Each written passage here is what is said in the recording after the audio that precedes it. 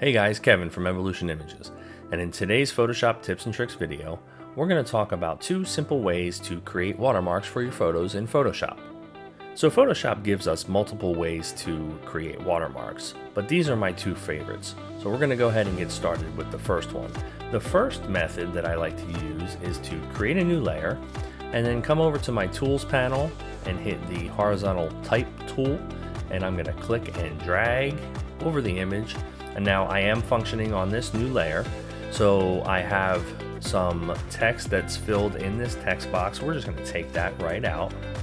Just hit the delete key, and then I'm going to type in what I want. So I want evolution images, and already for me I have it set up. It is white and it's a nice big bold text. That's great. If you want to change the text, the font, you can change the font, and if you want to change the size, you can go ahead and change the size, and you can even change the color. I'm going to change it back to 72 point, and I'm going to leave it. Actually, we'll change the text back to April text.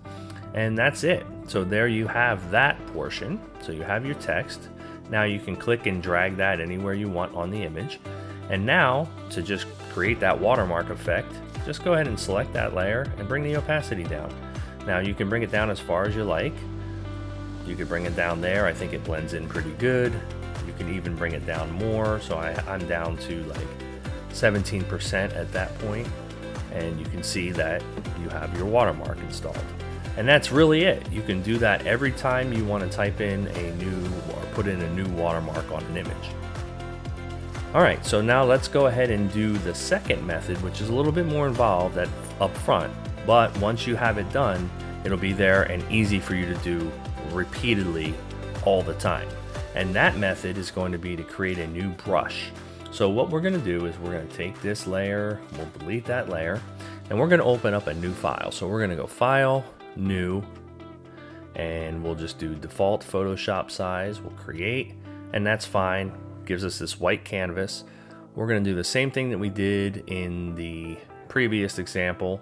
We're going to change our text color to black in this case, and we'll leave the font as it is.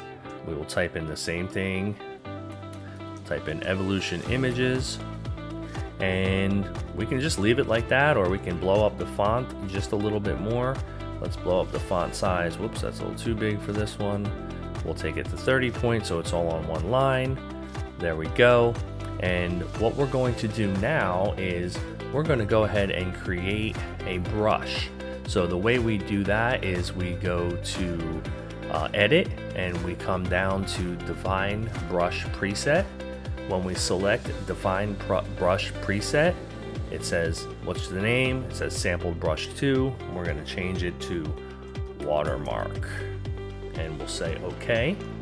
And now you can see that what's happened is my cursor has turned into this brush mark. And so now every time I click on this layer, oh, I have red selected over here in the color panel. Let's make it black. Every time I click somewhere, I'm going to get that text as a brush. Now that's great. So we're going to go ahead and close this. We don't have to save it because now we have a brush with that text set up.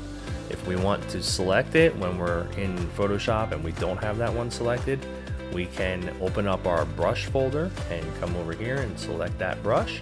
And what's nice about this is now we can create a new layer. We can change the size of our brush. We can change anything else that we want easily. We can change the angle. We can increase the size. We click and we get that watermark painted right over our image.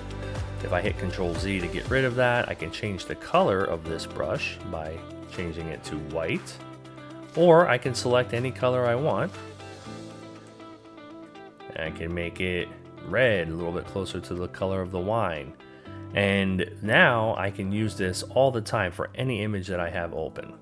So I'm going to go ahead and put my angle back to 0. So I can go ahead and paint anywhere on the image.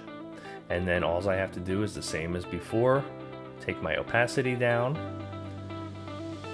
And there you have it. You're watermarked. Now everywhere I paint will be 21% opacity. Another thing that you can do with this is change your opacity in your brush layer. So up top here, we change the opacity down to, I don't know, 35%. And now when we paint, we're already there. So we can do this with multiple images very quickly. So there you have it, 2 different ways to watermark your photos in Photoshop.